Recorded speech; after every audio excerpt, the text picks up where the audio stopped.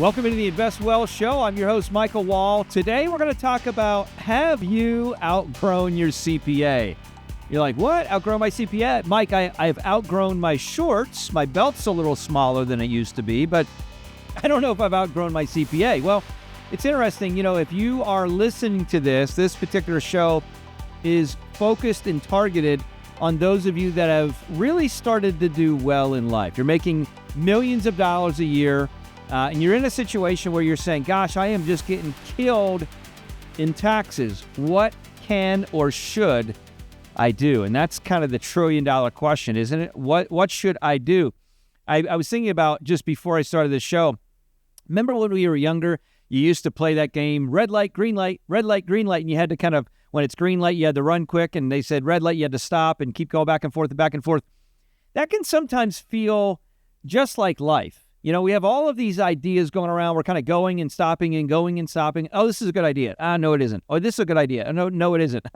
And we can sometimes be in a place where we can say, what should I be doing and where should I go?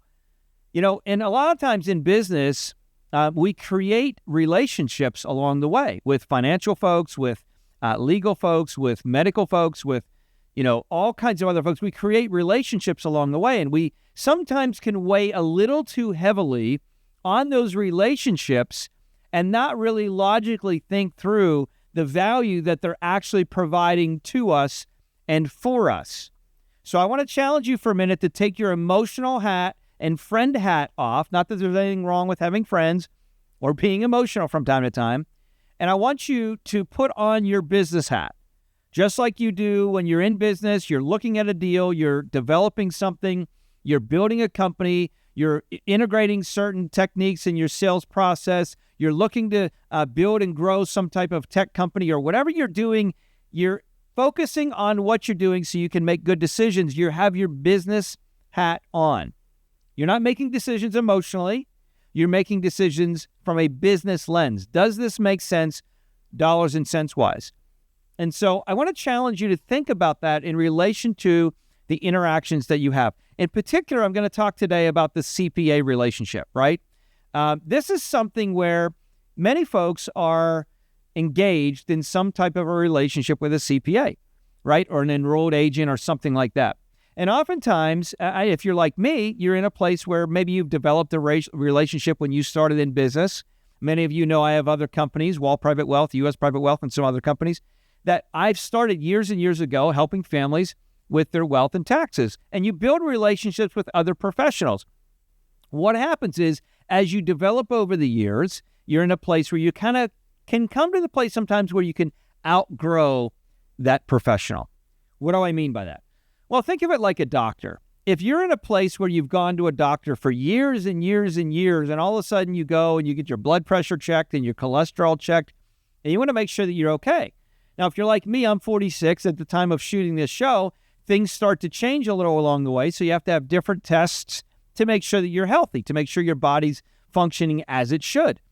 And so what happens is you build this relationship with this general practitioner, this doctor, along the way, might watch their kids grow up, he watches or she watches your kids grow up, and you build this relationship.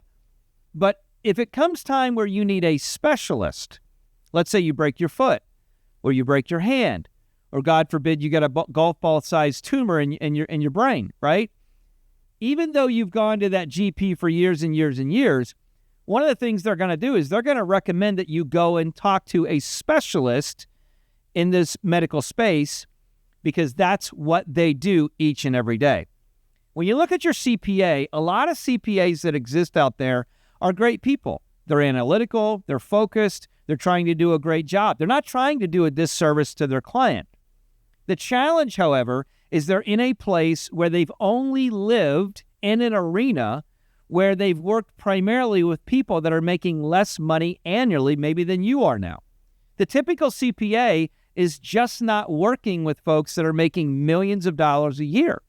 So what happens is they just don't know or aren't aware or don't take the time to research potentially ideas that they can bring to the table.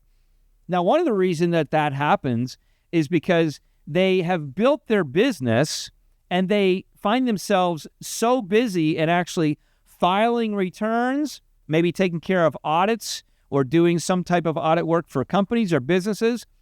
And so they find themselves so busy in that type of day-to-day work that they literally don't have the time to go deep and research ideas that are strategic for the few that are making a lot of money. And that's one of the reasons that I want to pose to you the idea that you might be in a place where you've outgrown your CPA. It's so important for you to evaluate and think about. Why? Well, because if you're in a place where you are overpaying in taxes, paying too much to the government in taxes, more than you should have, and by the way, it happens every year. There's hundreds of millions of dollars, if not billions, annually that are overpaid to the government that should not be paid. That doesn't mean you shouldn't pay taxes. That just means that there's folks out there that are not utilizing strategy and ideas. Many of you have seen articles and interviews and different things over times about families out there, wealthy families in the country that are in a place where they say, gosh, how are they in a place where they pay almost nothing or very minimal monies in taxes? And there's a variety of ways that happens. Now, obviously, there's a lot of conversation out there about real estate and taking advantage of that, depreciation, and all of the things that you can do with real estate. But there's a lot of other strategies that exist out there, more than just utilizing, like as an example, the Augusta rule, which you've probably seen little videos on social media talking about, hey, you should be taking advantage of that and taking advantage of this. And there's an organization that talks about the Rockefellers and how they've done some certain things along the way. The reality of it is the tax code changes every single year. And so being proactive in the process and being able to scour the code to really unpack and uncover things that live in the code that would be appropriate to you that you may not be aware of. Remember, a lot of people don't know what they want because they don't know what's available. And as you grow in your income, oftentimes your CPA just doesn't have some of the ideas to help you in the place that you really need help along the way. So my challenge to you, as I kind of land the plane on this show, is to be thinking about a couple things. Are you looking at your relationship professionally through an emotional friend lens? Is it the friend zone? Or are you looking at through the business lens? Now, that doesn't mean you can't create friendships with people that you do business with. It just means that you need to make sure and ensure that you are receiving significant value for the dollars that you're paying for their services. And by the way, it's okay to pay more for services sometimes if you receive much greater value. So make sure that you're thinking outside the box that way. And really, the last thing that I would say is make sure that you're in a place where you're evaluating your day-to-day. Make sure that you're tracking things well. Sometimes business owners can get so lost in running their business and running hard that they've lost the concept of working on their business and not working in their business. In other words, they're spending so much time working and moving and going that they don't actually work on their business. They're just working in their business.